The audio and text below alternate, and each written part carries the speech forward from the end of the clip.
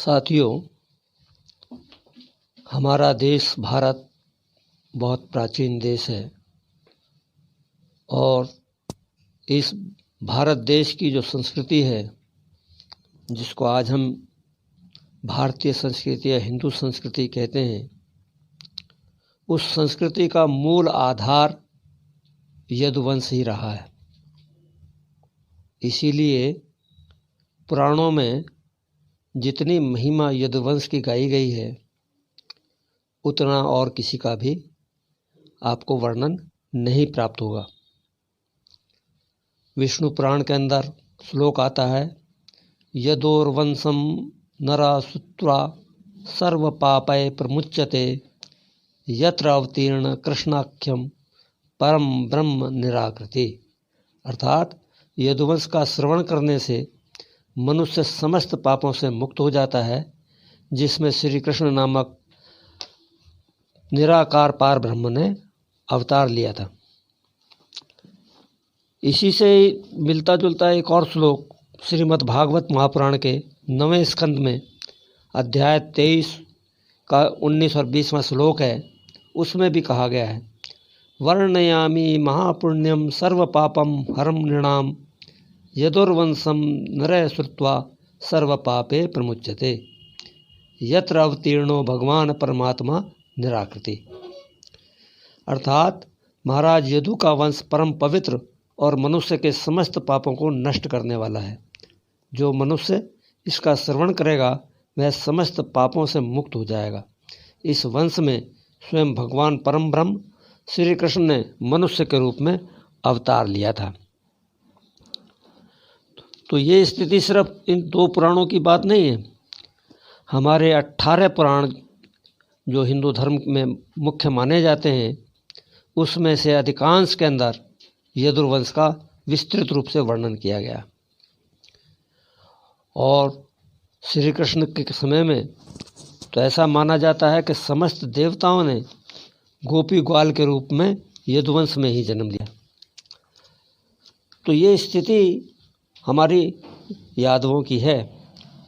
इस विषय में यादव कुल दीपिका के अंदर एक किताब कई वर्ष पूर्व हमने प्रकाशित की थी, जिसमें चंद्रवंश पुराण करके हमने एक वार्षिकांक निकाला था और उसमें यदुवंश के बारे में जो पुराणों में दिया हुआ है वह उसका वर्णन बहुत विस्तृत रूप से उसके अंदर किया गया था।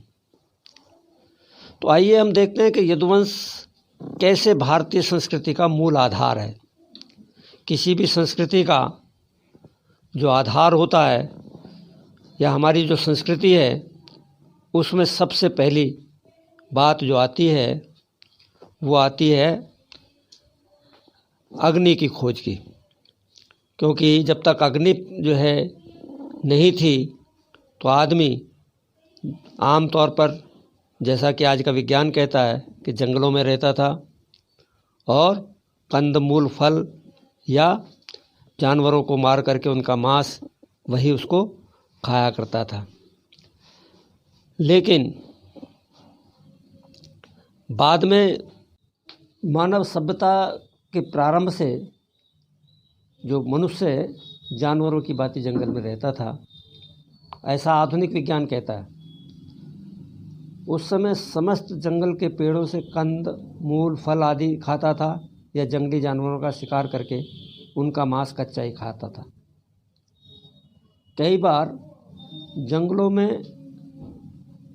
अचानक कोई आग लग जाती थी और उसमें कोई जानवर या फल आदि जब उसमें जल करके पक जाते थे और उस फल को या मांस को जब मनुष्य ने खाया तो उसे वो ज़्यादा स्वादिष्ट लगे और तब उसने उस आग को सहेज करके रखने का प्रयास किया।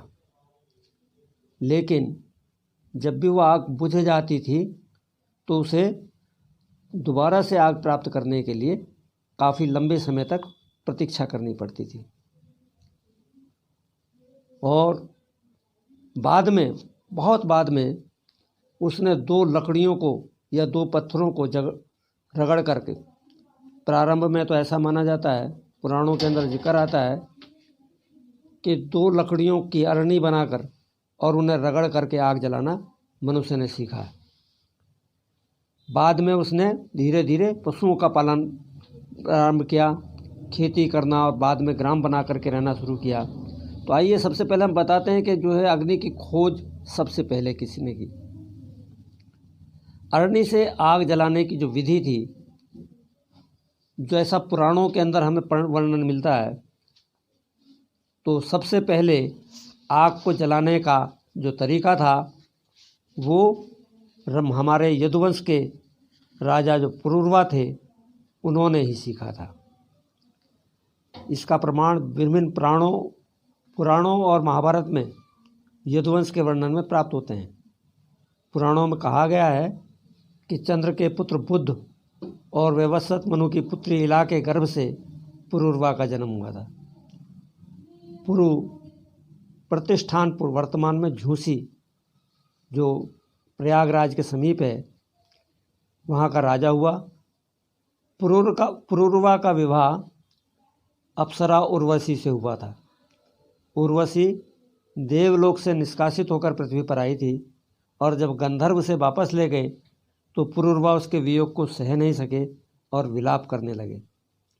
गंधर्वों ने राजा को सांत्वना देते हुए एक थाली में उन्हें कुछ अग्नि प्रदान की थी, लेकिन पुरूरवा के अपने पत्नी के वियोग में, अप्सरा जो थी आपकी, उसके वियोग में वो वहीं छोड़ दी। उर्वशी के वियोग में थाली वहीं छोड़ आए और इधर उधर घूमने लगे।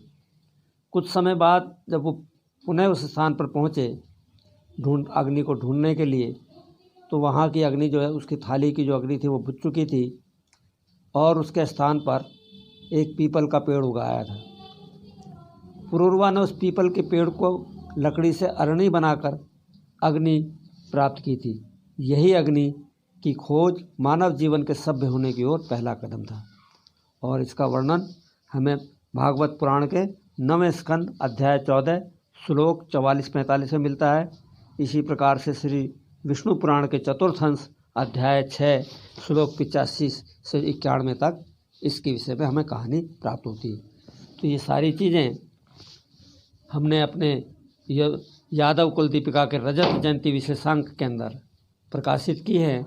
आपको ये पढ़ेंगे तो इस अपनी संस्कृति और भारत की संस्कृति का जो मूल है उसके विषय में जानकारी प्राप्त कर सकेंगे। धन्यवाद। भारतीय संस्कृति से जुड़ी हमने अग्नि की खोज के विषय में कि किस प्रकार से यदुवंश के हमारे आदि पुरुष पुरूरवा ने अग्नि की खोज की थी।